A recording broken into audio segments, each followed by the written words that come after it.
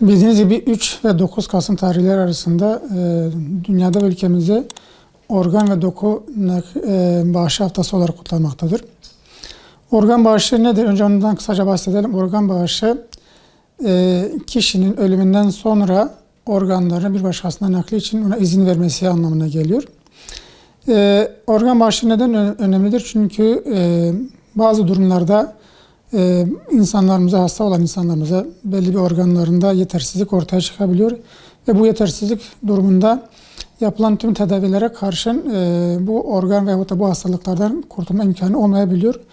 Bu tür durumlarda bu hastalıkların tedavisinin tek çaresi ne yazık ki organ bağışı veyahut da doku nakli yapılması zorunlu ortaya çıkıyor. Bundan dolayı organ nakli ihtiyaç duyan insanlarda yaşamlarında, sosyal yaşamlarında, ailelerinde ciddi sıkıntılarla karşı karşıya kalabiliyorlar.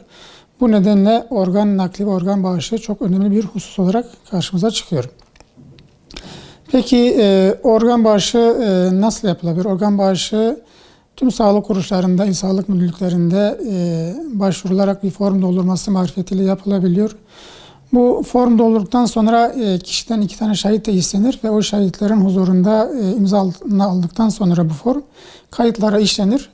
Allah göstermesin ölüm halinde veyahut da beyin ölümü durumunda bu kişinin organların bağışlanmasına izin verdiği anlamına geliyor bu tür başvurular sonucunda. Dünyada organ bağışı nasıl olur? Peki Türkiye'de yaklaşık olarak şu anda dünyada 1 milyar civarında bir kitlenin, bir nüfusun organ nakline ihtiyaç duyduğu söylenir. Türkiye'den ülkemizde ise yaklaşık olarak 30 bin kişi organ nakline ihtiyaç duymaktadır.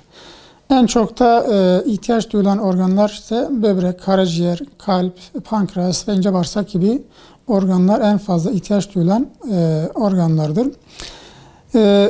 Türkiye'de maalesef ülkemizde kadavradan yani beyin ölümü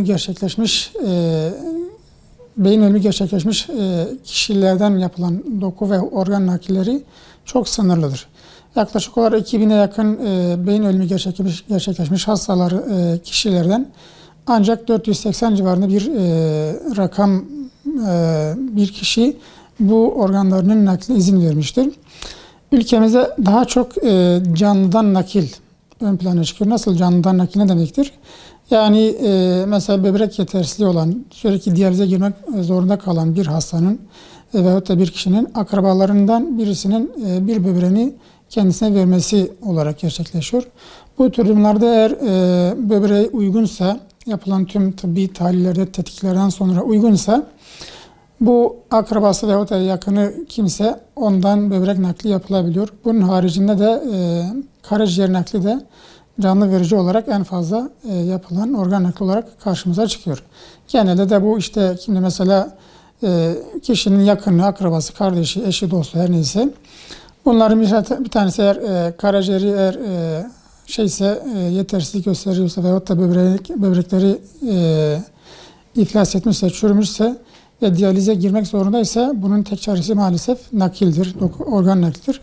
Bu tür durumlarda genelde akraba veyahut da kardeşleri veyahut da en yakınları kimse onlardan organ nakli yapılabiliyor. Türkiye genel yaklaşık olarak 30 bin kişi şu an sırada bekliyor, organ nakli bekliyor. En fazla da bunlar böbrek nakline ihtiyaç duyan hastalardır. Ülkemizde yaklaşık olarak her yıl 6-7 bin civarında insan organ nakli beklerken maalesef hayatını kaybediyor.